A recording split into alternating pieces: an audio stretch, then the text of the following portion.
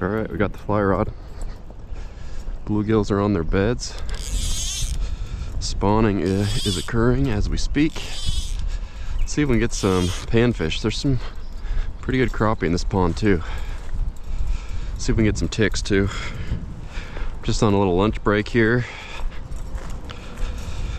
And these bluegills, as I've talked about before, you get the fly rod and you can really do some damage when they're bedding like this.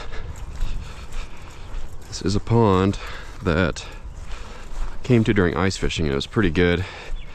It's fished pretty hard actually, but there's a reason for that. There's a lot of good panfish in here. Water's pretty muddy though actually. It rained a little bit this morning. Alright, what are we gonna use here? Doesn't usually matter really, it just has to be something kind of light and floaty. You know, a prince nymph might be good. Okay. See if I can get any bluegills to go. I usually like to kind of spot them, but this water is really murky.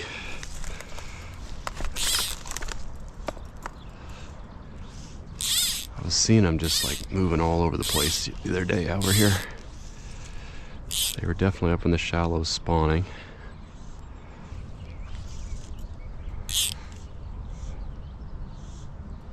There's one. Feels pretty good. Oh, that was a good one. That was a good bluegill. Shoot. Hopefully there's more over there. Saw him wake on it. Ah, that was a nice one. Might have been the biggest bluegill in the pond. Felt like a tankarooski. Oh, there's another one. Oh, yep, there we go. This could be good. This could be good, folks. Could be good. Got a 3-weight travel rod here from Cabela's. Got really light tippet. Oh, I lost him again. What is going on with my hook? It's a really nice bull bluegill. I've just got a little pheasant tail here. I've got a 3-pound tippet at the end. This is why a fly rod is so clutch here, because you cast a bobber and a hook, bobber and worm, something like that over there. It's just so clunky and it's so shallow. It's really hard to maneuver it over there and without spooking them and all that stuff. So this is just a nice gentle landing. Looks so realistic. There's one. Let's see if we can get him to stay. Ooh, they're fighters, man. All right, we're gonna get this one. Come on. Not gonna put too much pressure. And we're gonna land one.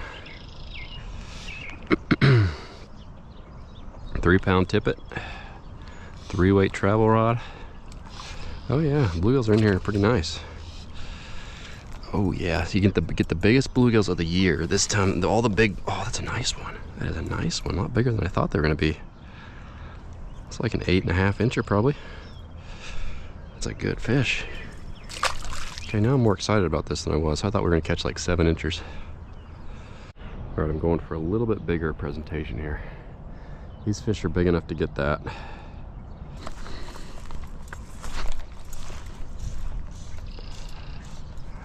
Down over here. Oh, it's muddy. Gonna muddy up the work shoes.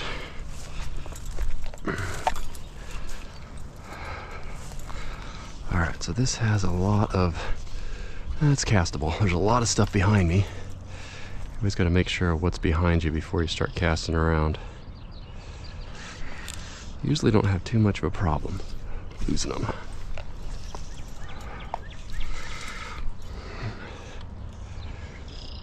Not sure why they're not quite getting it.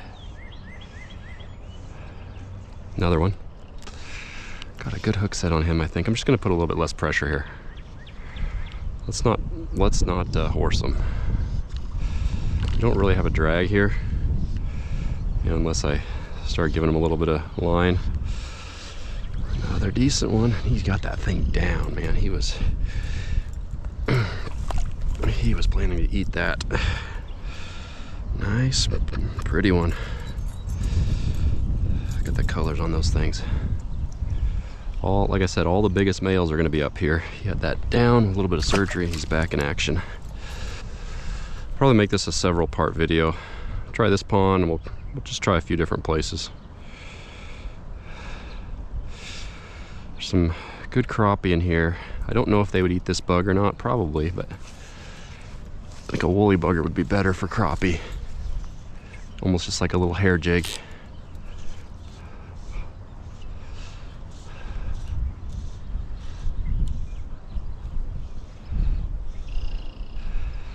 There's another one. See, I can't see them. Maybe they can't see me either. This one was right in front of me. Water's so chocolate milky, not chocolate milky, but very stained, that I can't really see where these fish are at. They can't see me either, I guess, because that was right in front of me. Gosh, that's a bright one. Look at the colors on that guy. Still feel like the first one was our biggest.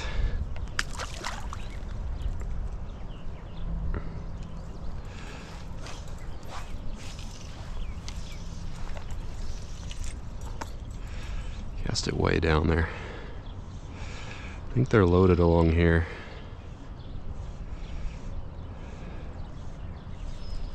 Oh, that's something. Something might have made a nibble at it. Might go to a top water if I can find some. Oh, that one took it. If I can find some calmer water, might go to a little bit of a top water fly. See if we can get some takes on top. There's another one. This feels like a good one. I'm not going to put too much pressure. I'm trying to learn from my mistakes. So easy to tear out that small hook, especially without a drag.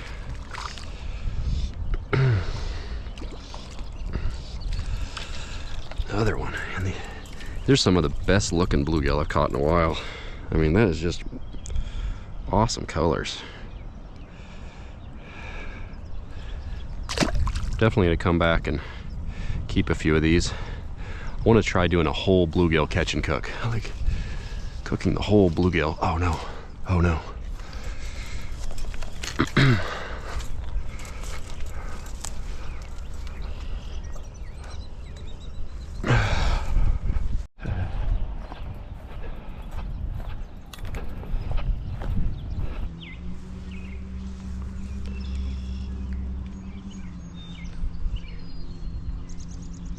There's one. Yeah, willow trees are the key. Came all the way around on the dam over there. No sign of bluegills. Get back on some willow trees and there's fish here. This one choked it. See if we can actually land one here. This one's a toad. Nice fish. Most of the ones that get it are getting it. Look where he's got it all the way down. The nice thing about a small hook is you can usually just pluck it right out. They are eating it down. Okay. It'd been a while since I'd seen any. I think they're sitting under these overhanging willow trees where nobody can bother them. Except me with this little fly rod, I can kind of float it in there.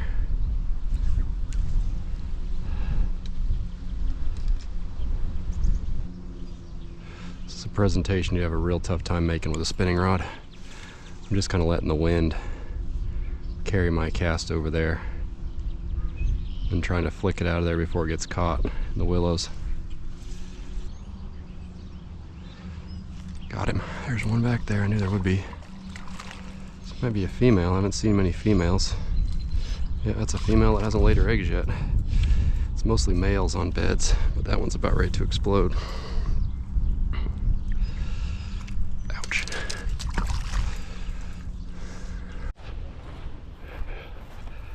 Little creek flowing in here, and it's flowing pretty hot because it rained earlier today.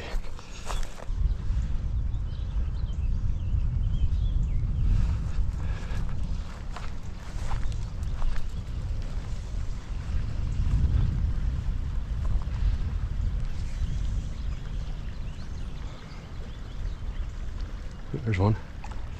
See, willow trees are the key. They like that protection over there.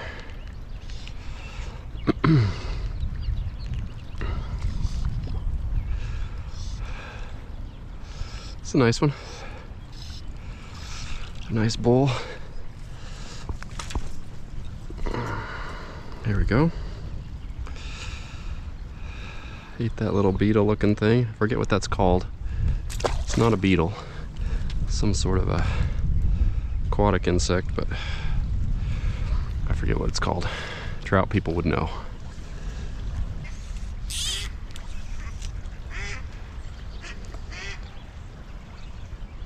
There's one on it. Yep, got him. That's a small one. That looks almost like a female. Still a few females that haven't laid their eggs yet. They are much, much smaller.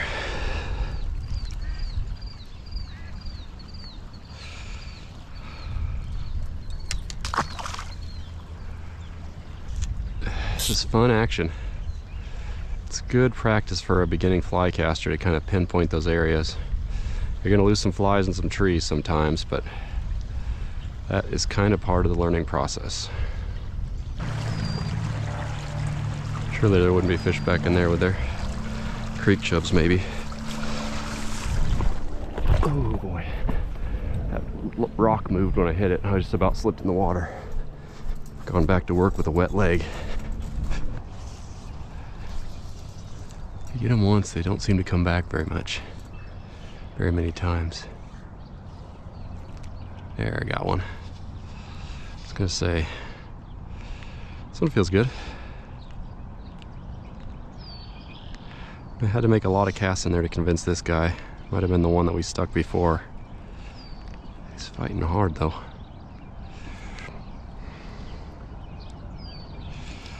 I really like a 3-weight rod for these bluegill. If you get into a bass, it's going to be a challenge, but makes these bluegills feel like they're pretty heavy. That's a nice one. That's a good one to end on for today. Wow. Really good looking fish. Should we end it on that? Alright, so this is going to be part 2 of this little fly fishing adventure. Lunch break number 2. Still got my 3-weight fly rod. Woolly bugger on the end. This place has some big stuff in it. Let's see if we can get some of them on the line. It's kind of grassy, which is kind of the whole point of using the fly rod. Stay up and out of that stuff.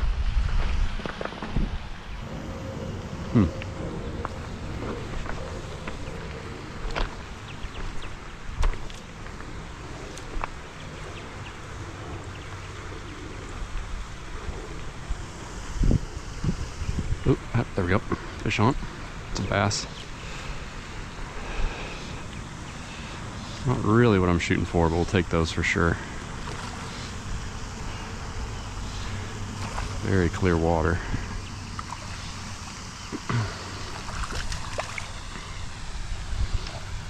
There we go. Largemouth on a woolly bugger.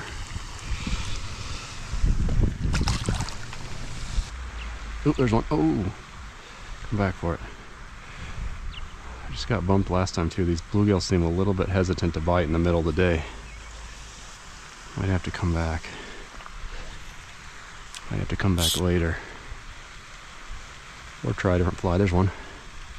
It's a bass, I think. Yeah. Nope, that's a big bluegill. That's what we came for. That's the target species. A little bit easier to catch these fish in the evening, as I just said, but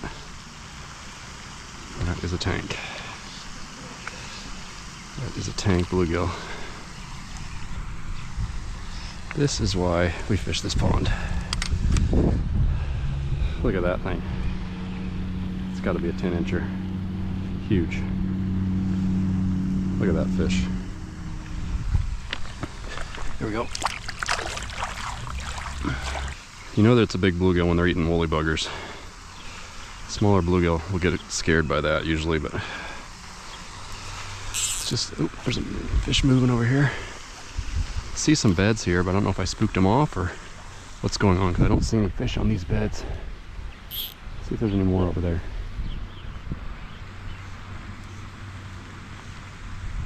Oh, yep, there we go. we have? I don't think it's as big, but it is a nice one. We found them.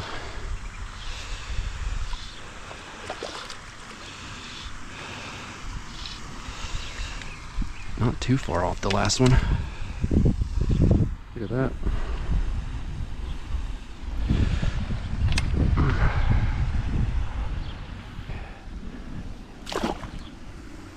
Let him resume his spawning duties. Yeah, there's the spawning beds. I see some bluegill there. There's some bluegill here. Will they bite now that they've seen me? See how they react to this. Oh man, he picked it up. They don't want to eat it.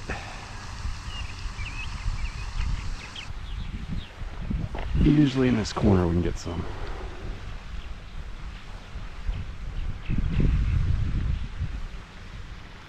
Oh, there we go. That's a bass.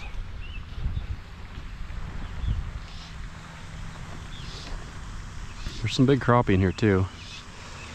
Caught them just under 14 inches, so I haven't seen any of those hanging around on beds yet. There we go. Little bass, fun on a 3-weight. It's 3-weight. If you're thinking in terms of spinning tackle, it'd probably be something like a ultralight, super lightweight setup. Not good for, you know, casting big things, or I'd say a woolly bugger is about as big of a fly as I'd want to cast on this. It's actually kind of heavy for this thing, but we can make it work. But especially if it's got a lot of lead in it. It's probably better for a 4 or 5 weight to cast a woolly bugger like this, but it's all right. I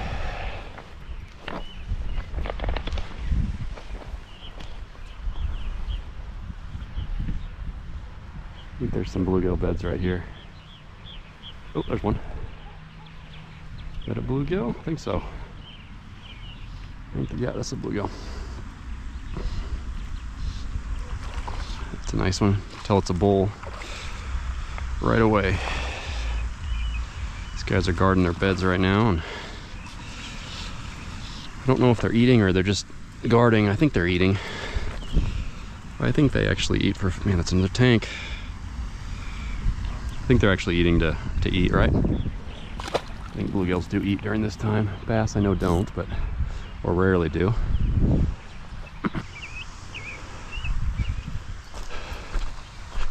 I'm not seeing a ton of bluegills on bed. There's lots of bluegill in this pond, so there should be a lot of bluegill beds. I'm not seeing a ton of beds.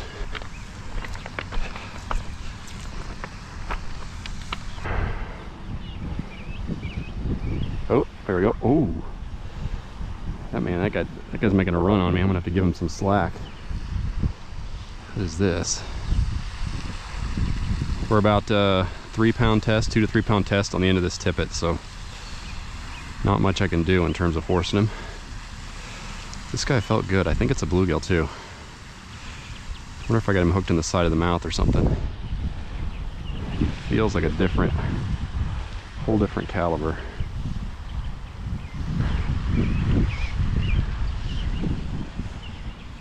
I mean, what the heck? Oh, it's a bass.